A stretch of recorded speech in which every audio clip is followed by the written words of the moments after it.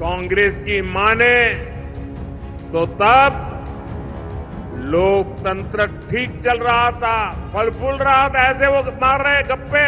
कांग्रेस अफवाह फैलाने लगी कि मोदी आया है, संविधान और लोकतंत्र पे खतरा हो जाएगा। ये बाबा साहब का संविधान है ना, उसके कारण तो मोदी यहां पहुंचा है। बस देश को डराओ, घबराओ, भ्रम फैलाओ। आग देश में नहीं लगी, आग जलन उनके दिलों में लगी है। 10 साल में ऐसे छटपटा रहे हैं जैसे उनका सब कुछ लूट गया। हर कोई भय के साए में दुनिया में रह रहा है। आजादी के अनेक दशक तक कांग्रेस के एक ही परिवार ने सीधे या रिमोट कंट्रोल से सरकार चलाई है। इसी परिवार ने देश में आपातकाल इमरजेंसी लगाई थी।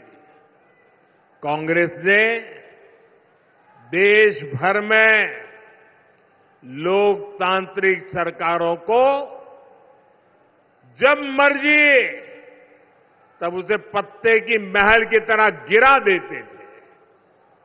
कांग्रेस ने अपने हिसाब से इतिहास को तोड़ा मरोड़ा और मर्जी मुजब लिखवाया और खुद का ही महिमा मंडन करवाया।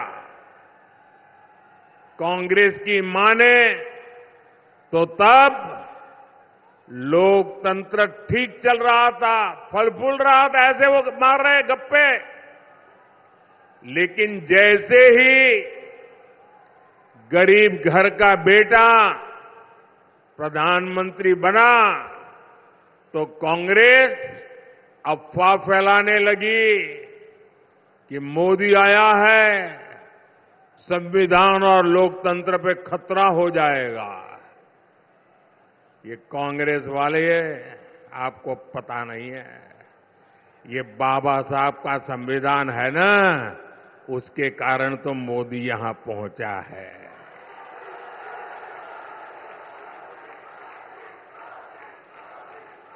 अब तो कांग्रेस का शाही परिवार धमकी दे रहा है, मोदी तीसरी बार प्रधानमंत्री बना तो देश में आग लग जाएगी। ये 14 में भी बोलते थे, कभी आग लगी क्या?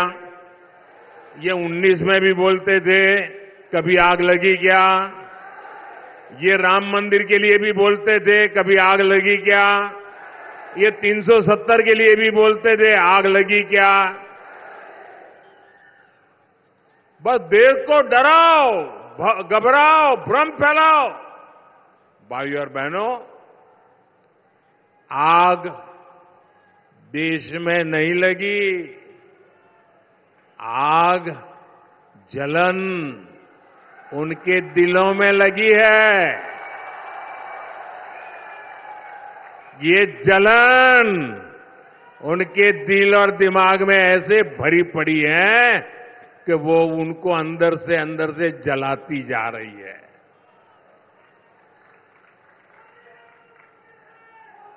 और ये जलन भी मोदी के कारण नहीं है, ये जलन 140 करोड़ देशवासियों का मोदी के प्रति प्रेम के कारण है।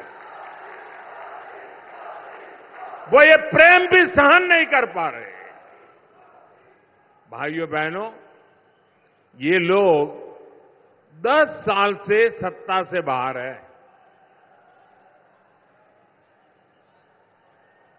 10 साल में ऐसे छटपटा रहे हैं जैसे उनका सब कुछ लूट गया, उनकी भावी पीढ़ियों का ही जैसे लूट गया।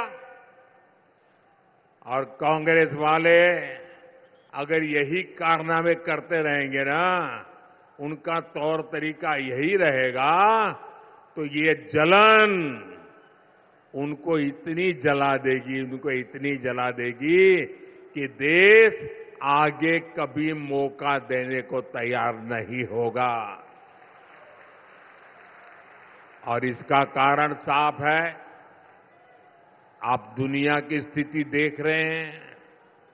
युद्ध हो, अराजकता हो, अनिश्चितता की स्थिति, चारों तरफ एक धुंधला वातावरण बन गया है। आशंका का वातावरण बन गया है।